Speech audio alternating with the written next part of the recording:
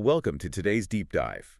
Whether you're prepping for a major strategic meeting, or maybe you're trying to catch up on the latest global macro trends, or you're simply someone who just loves understanding how the world is shifting beneath our feet, you are in the perfect place. You really are. It's a fascinating topic today. It is, because today we are exploring an unprecedented paradigm shift in global medical tourism. We're looking at this massive, incredibly complex healthcare ecosystem that is, well, it's actively rewriting the underlying logic of why patients cross borders for care. Yeah, and the scale of this shift is, it's genuinely difficult to overstate. I mean, we are moving far beyond the old cliches of medical tourism. Right, the old ideas. Exactly. People are no longer just flying out to some beach destination for cheap dental veneers or cosmetic surgery. We are seeing a structural migration of patients seeking life-saving, highly complex, cutting-edge treatments. And to navigate all this, our source material today is this really comprehensive, deep-level guide titled Decoding Chinese Hospitals, the Ultimate Guide for Foreign Patients. It's a dense report. It is very dense. So our mission for this deep dive is to map out this massive ecosystem for you. We're going to contrast the top-tier public hospitals with international private clinics, expose the very real and often very hidden risks for outsiders, and extract actionable insights for anyone curious about the future of global medicine. But before we get into the actual mechanics of how this all works, we do need to lay down a quick impartiality disclaimer. Yes, absolutely crucial. Right, because our source material today compares various national healthcare systems.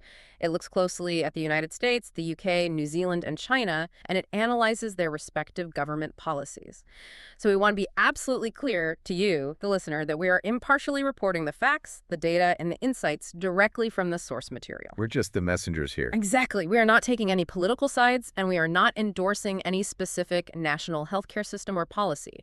Our goal is strictly to convey the information contained in the guide so you can understand these global dynamics. Perfectly said. So setting the stage requires looking at some truly staggering statistics from the report.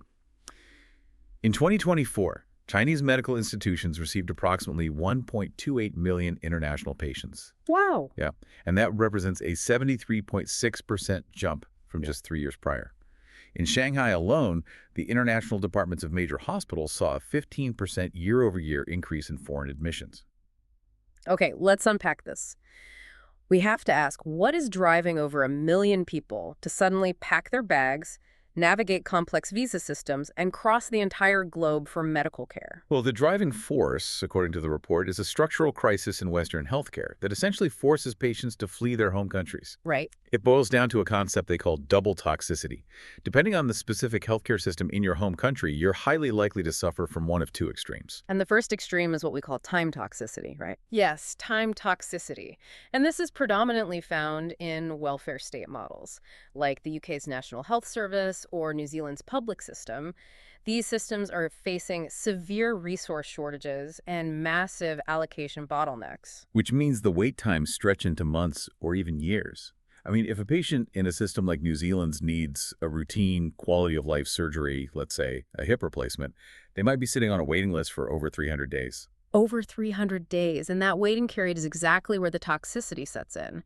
A 300-day wait for a hip replacement isn't just a simple administrative delay. It is nearly a year of taking heavy painkillers, experiencing severe sleep disruption, losing your mobility, suffering muscle atrophy. The physical toll is huge. Huge. And that physical deterioration is compounded by a massive psychological toll. The wait itself becomes a destructive force to your overall well-being. By the time you actually get to the operating table, your baseline health has significantly degraded. And naturally, that pushes people to look for alternatives. So often they look toward highly marketized systems like the United States, where you don't have to wait. Right, but that introduces the second extreme. Financial toxicity. Exactly, financial toxicity. In a hyper-marketized system, immediate world-class care is absolutely available. You can literally get that hip replaced tomorrow. But the bills are so astronomical that even with comprehensive health insurance, a middle-class family can face instant bankruptcy. Yeah, from the co-pays, the out-of-network charges, the deductible limits, it Yeah. just drains you. It does, and this severe global imbalance between the time toxicity of the welfare models and the financial toxicity of the market models has created a massive vacuum in global healthcare. And China has stepped directly into that vacuum. They have. They've positioned themselves as a super hub capable of offering a full spectrum of care. They've built an infrastructure that handles everything from basic outpatient procedures to the most advanced CAR-RT cell therapies for aggressive cancers. They are bridging that gap between speed and affordability. But walking into that system as a complete outsider is incredibly daunting. I mean, the report states there are nearly 36,570 hospitals in China. It's an ocean. It is. So to make sense of this landscape, we really have to decode the pyramid. China organizes its healthcare infrastructure using a strict 3-tier, 10-grade classification system. Right. And the absolute apex of this pyramid, the undisputed top of the top, is known as Class 3 Grade A. Or Sanjia hospitals. Sanjia, exactly. And these Sanjia hospitals are where the concept of scale completely redefines medical expertise. There is this ultimate unspoken rule of surgery, which is that volume equals quality. Volume equals quality. I like that. It's true. Chinese public hospitals handle an astounding 83.9% of all outpatient visits and 81.5% of inpatient admissions nationwide. Because of this massive population base, the clinical volume is unparalleled anywhere else in the world. Meaning a chief surgeon in a top Sanjia hospital might perform more complex cardiovascular interventions or neurosurgeries in a single month than a highly respected Western surgeon might perform in 5 years. Easily. They develop this surgical muscle memory at a relentless pace. When you are dealing with millimeter precision procedures, that sheer clinical volume translates to extreme technical proficiency. The reps matter. The reps matter entirely. The complication rates drop simply because the surgical teams have seen every possible anatomical variation and intraoperative crisis hundreds of times over. But there is a catch. There is a big catch. Because this public system is fundamentally built to process the masses, it can be an incredibly harsh, unforgiving environment when it comes to the patient experience. The focus is entirely on clinical outcomes, not comfort. Right. So for foreign patients who require a softer touch or who simply cannot navigate the sheer chaos of a public mega hospital, there is the private alternative. This tier is defined by clinics holding JCI certification. Which is the Joint Commission International. Yes, the JCI is a global gold standard for healthcare quality. And these clinics operate completely differently from the public system. They offer what is essentially a 5-star hotel experience. But the JCI accreditation isn't just about luxury. It represents strict adherence to Western medical compliance.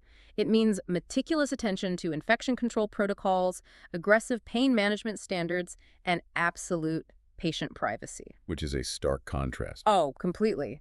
In a public Chinese hospital ward, it's actually standard practice for family members to provide bedside care, including feeding and bathing the patient.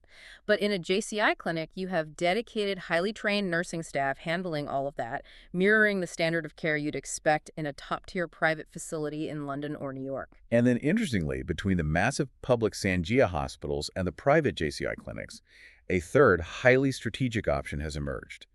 The hybrid model. This is fascinating. It really is. The very best Class 3A public hospitals recognize the demand from affluent domestic patients and international travelers. So they started opening VIP or international departments directly inside their existing public facilities. Right. They're actively pursuing dual accreditation to attract this specific demographic. And this fusion is brilliant from a systemic standpoint. How so? Well, the patient gets access to the public sector's hardcore technology.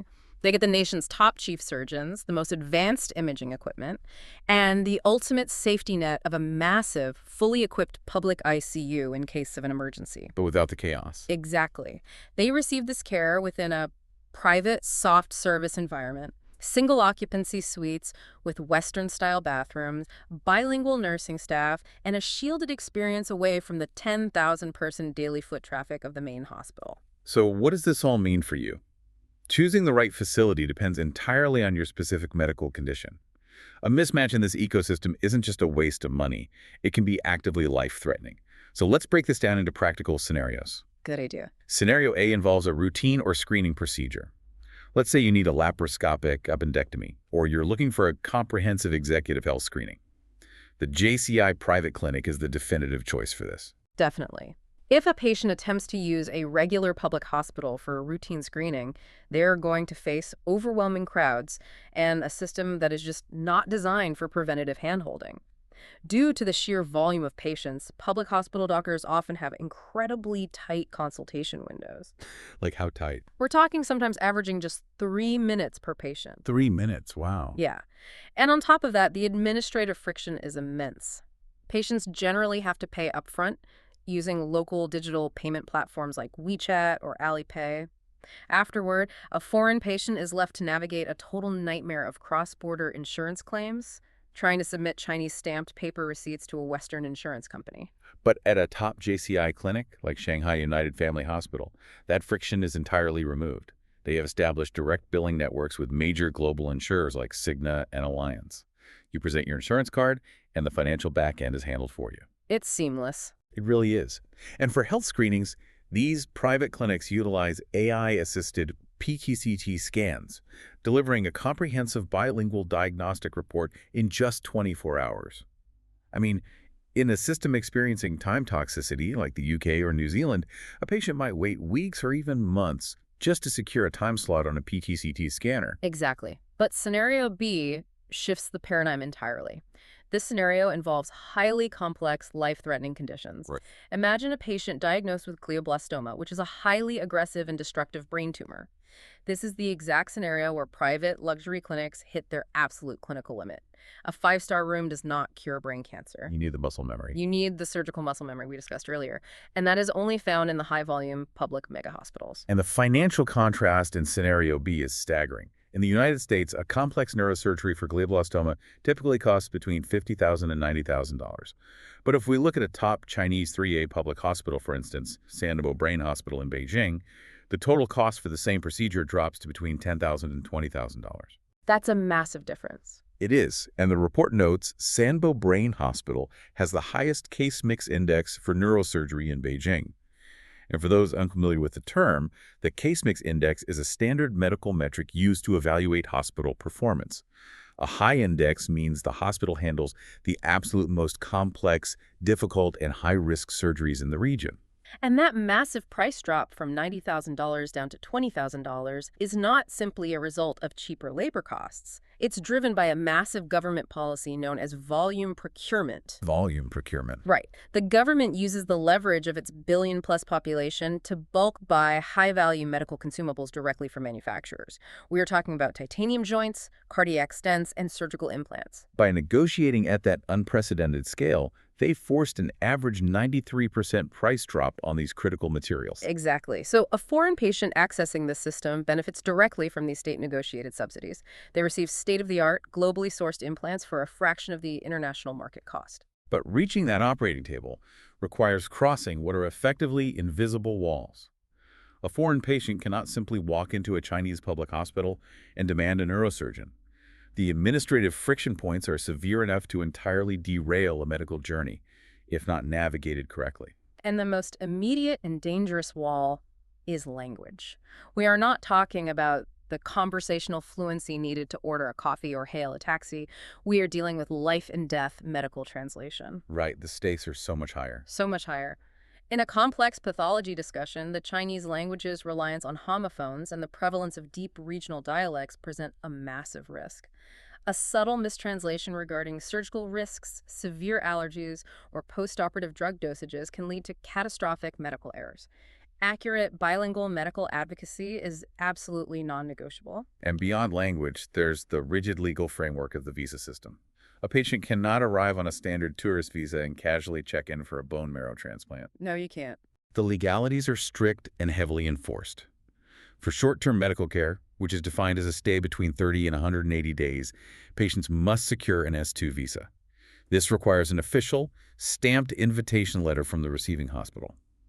But for extreme, long-term care, anything requiring a stay over 180 days, patients must apply for the rigorous S1 visa. And the S1 visa application process is incredibly demanding.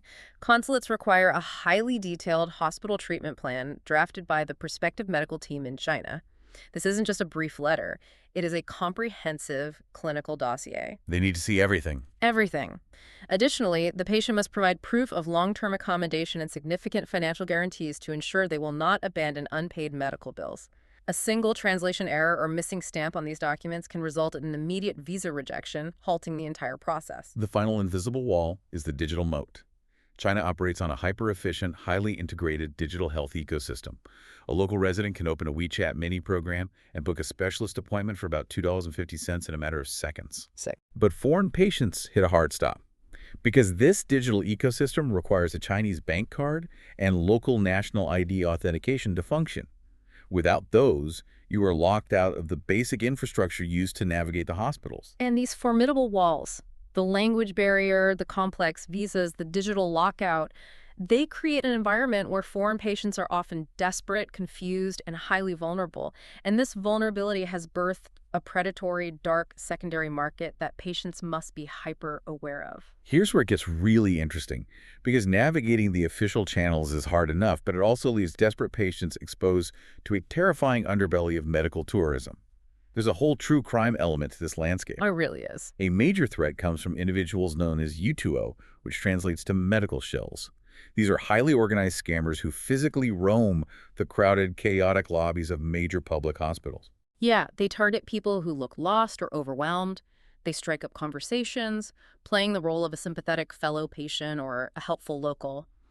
Once they gain your trust, they lure you away from the legitimate public hospital, steering you toward unlicensed underground clinics or selling you counterfeit, wildly expensive medications. And the threat of fraud extends beyond just the lobby scammers.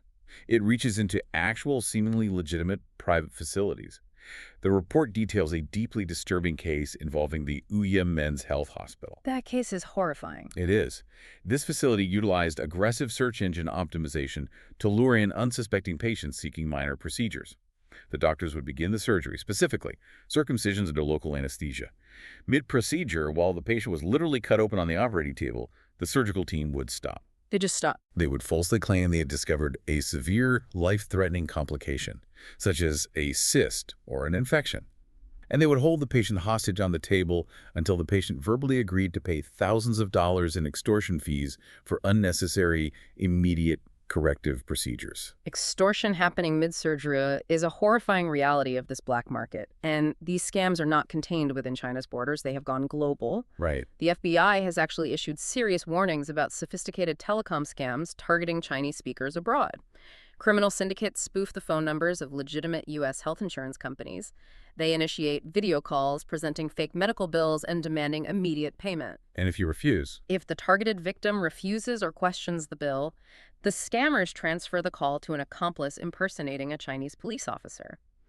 This fake officer then threatens the victim with international extradition for medical fraud unless a massive bail amount is wired immediately. unbelievable. And domestically, there's also massive fraud involving the National Healthcare Security Administration. Criminal rings forge prescriptions to steal high-value cancer drugs from the public system to resell on the black market.